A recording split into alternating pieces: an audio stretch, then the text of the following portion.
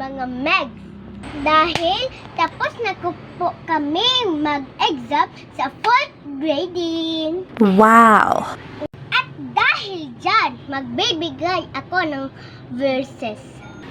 Ito ang verse ko for today. Joshua 1 verse 9.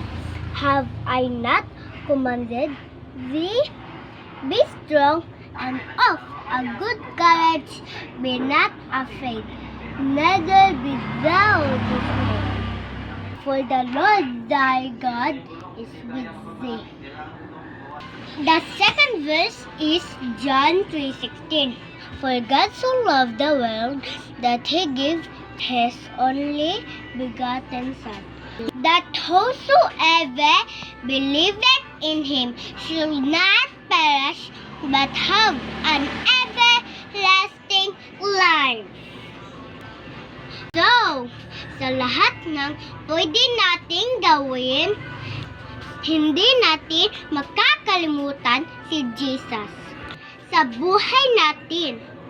Dahil kung wala si Jesus, wala din tayong magagawa. Tanging kay Jesus mo lang ito matatagpuan. Tanging kay Jesus mo lang ito mararamdaman. Tanging kay Jesus lamang mayroong kalunasan. Lumapit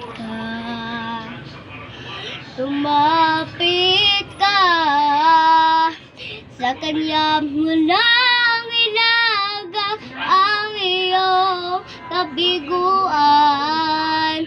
Sa Kanya mo lang ilaga puso mong nagdaramdam.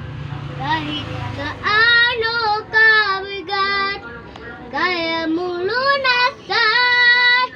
Sa Kanya mo lang ito matatagpuan. Okay, yun lang muna mga Megs.